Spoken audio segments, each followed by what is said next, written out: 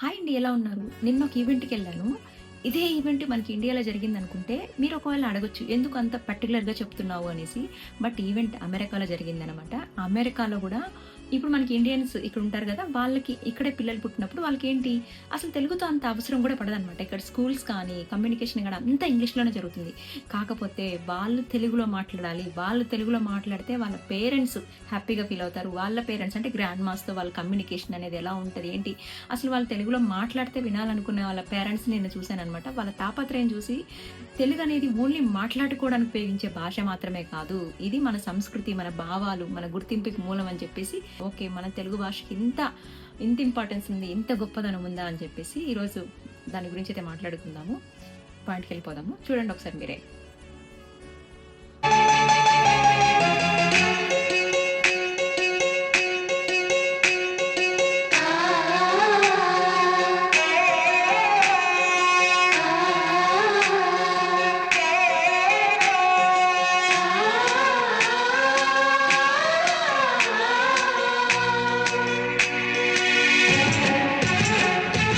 తెలుగు భాష తీయదనం, తెలుగు జాతి గొప్పతనం, తెలుసుకున్న వాళ్ళకి తెలుగే ఒక మూలధనం.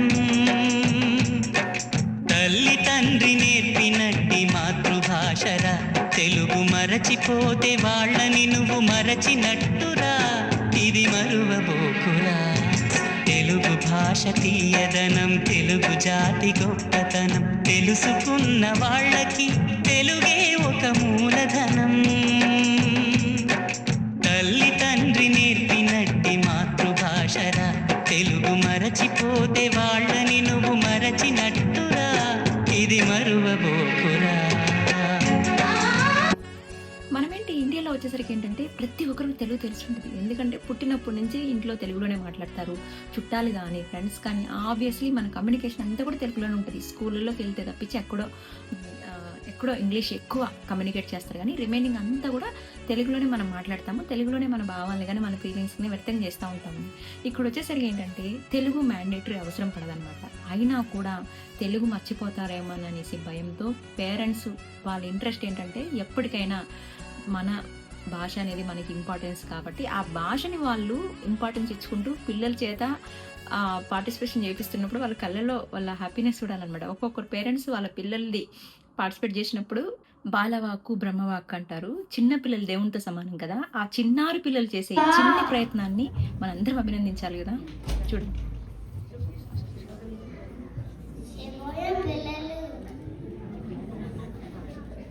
మీరు ఆరోగ్యం ఇస్తారు, వెలుగు ఇస్తారు, వైటమిన్ డి ఇస్తారు.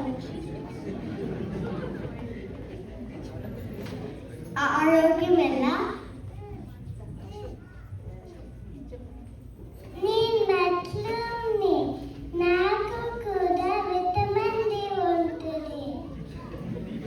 విటమిన్ డి ఉంటుంది.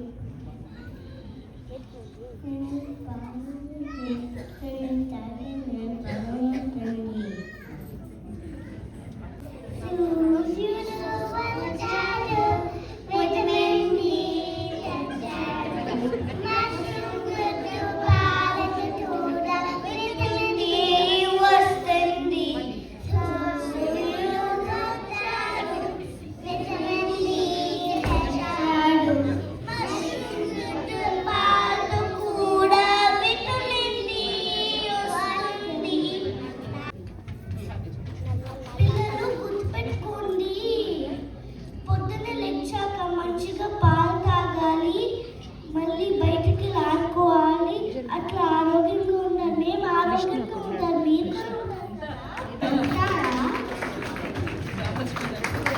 శుభోదయం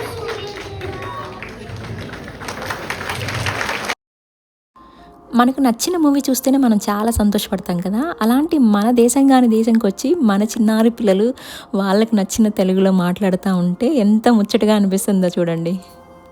ఉంటాం తల్లి, ఆరోగ్యంగా ఉంటాం. నువ్వు చెప్పావు కదా వైటమిన్ డి కోసం కంపల్సరీ ఎండలో కాసేపు తిరుగుతాం అనమాట. నువ్వు చెప్పావు కాబట్టి ఇంకా ఇష్టంగా తిరుగుతాం అనమాట. ధన్యవాదాలమ్మా, మంచి తెలుగు మాట్లాడావు. చాలా వరకు అమ్మమ్మ, తాతయ్యలు చూడండి, నానమ్మ, తాతయ్యలు వాళ్ళ మనవరాళ్ళతోని, మనవళ్ళతోని ఫోన్‌లో మాట్లాడినప్పుడు గానీ, వాళ్ళు తెలుగులో మాట్లాడితే ఎలా ఉంటదంటే వాళ్ళకు ఆప్యాయత అనిపిస్తది. వాళ్ళకి ఇంగ్లీష్‌లో మాట్లాడేసరికి చాలా మంది కొంతమంది పేరెంట్స్‌కి, గ్రాండ్ పేరెంట్స్‌కి ఇంగ్లీష్ వచ్చు, కొంతమందికి రాదనమాట. రాని వాళ్ళేంటంటే తెలుగులో మాట్లాడితే బావుంటది గదమ్మా! మనవడు, మనవరాలు తెలుగులో మాట్లాడాలని ఆలోచిస్తారు గదా! ఎందుకంటే మన వాళ్ళకొస్తది. ఎందుకంటే ఇండియాలో పుట్టిన వాళ్ళకేంటంటే ఎక్కువ తెలుగు యూజ్ చేస్తాం కాబట్టి తెలుగులో వచ్చేది. ఇక్కడ పుట్టిన పిల్లలకి రాంగానే తెలుగు రాదనమాట. సో, వాళ్ళకేమనిపిస్తదంటే ఎక్కడ గూడా ఎక్కువ తెలుగు యూజ్ చేయం కదా! ఇంట్లో అమ్మా, నాన్న యూజ్ చేస్తారు తప్పించి ఫ్రెండ్స్ గానీ, స్కూలింగ్ కానీ అంతా బయట కమ్యూనికేషన్ అంతా గూడా ఇంగ్లీష్‌లోనే ఉంటదనమాట. వాళ్ళకి నేను ఆల్రెడీ అటెండ్ అయ్యాను గదా కొన్ని క్లాసెస్‌కి.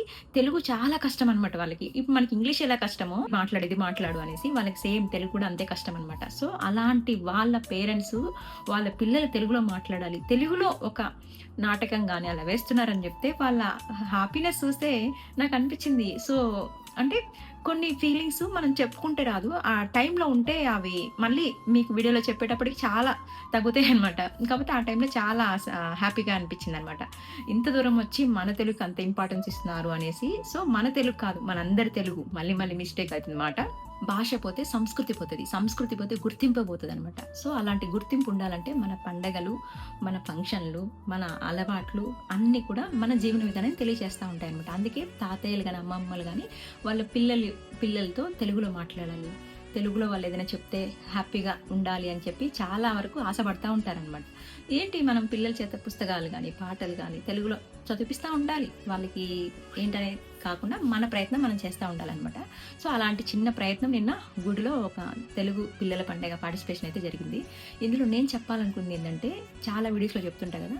ఇంత దూరం వచ్చి మనం చేసే పనుల వల్ల వీళ్ళకి ఇప్పుడు ఇబ్బంది రాకుండా ఉండాలి అని చెప్పేసి నిన్న చేసిన విధానం చాలా నచ్చిందనమాట. గుడిలో చేశారనమాట. గుడి అంటే మీకు ఆల్మోస్ట్ ఇక్కడ ఇండియన్స్ ఫిక్స్ అయిపోతారు. అది నార్త్ ఇండియన్స్, సౌత్ ఇండియన్స్ పక్కన పెట్టండి. గుడి అనగానే ఇండియన్స్ అనమాట. సో, అది కూడా చాలా దూరంగా ఉందనమాట. ఫ్రెండ్స్ ఎవ్వరికీ ఏమి డిస్టర్బెన్స్ లాగా అనిపించలేదు. ఇలాంటివి షేర్ చేసుకోవాలని నా ఒపీనియన్ అనమాట. ఎందుకంటే మన భాషా పరిజ్ఞానాన్ని, మన సంస్కృతి సంప్రదాయాన్ని, మన పాటల్ని, మన పండగల్ని, మన పుస్తకాల్ని, మన కవితల్ని ఎప్పుడూ రివైజ్ చేసుకుంటా ఉండాలి. వీలైతే పిల్లల చేత కూడా అప్పుడప్పుడు రివైజ్ చేపిస్తూ ఉండాలి. మన మూలాల్ని మర్చిపోతే మన గుర్తింపు ఉండదు కదా! సో, మన మూలాల్ని మనం ఎప్పుడు గుర్తుపెట్టుకోవాలి. ఇలాంటి గుర్తింపు తెచ్చే కొన్ని కార్యక్రమాలకు మన వంతు భాగంగా మనం పార్టిసిపేట్ చేస్తూ ఆ విషయాల్ని 10 మందితో షేర్ చేసుకుంటే గనక అది ఇండియా అనే కాదు, ఏ కంట్రీలో అయినా దేశ భాషలందు తెలుగు లెస్స. తెలుగు అనేది అది ఓన్లీ మాట్లాడుకునే భాష మాత్రమే కాదు, అది మన సంస్కృతి సంప్రదాయాలకు ప్రతీక అని చెప్పేసి అందరికీ తెలియజేయాలని చెప్పి ఇది నా చిన్న ప్రయత్నం అనమాట. ఆ చిన్న పిల్లలు చేసే చిన్న ప్రయత్నాన్ని ఎవరు కూడా ఇబ్బంది కలిగేలా మాట్లాడకండి. వీలైతే వాళ్ళని ఎంకరేజ్ చేయండి. ఎందుకంటే వాళ్ళకి కొంచెం ప్రోత్సాహంగా ఉంటదనమాట. సో,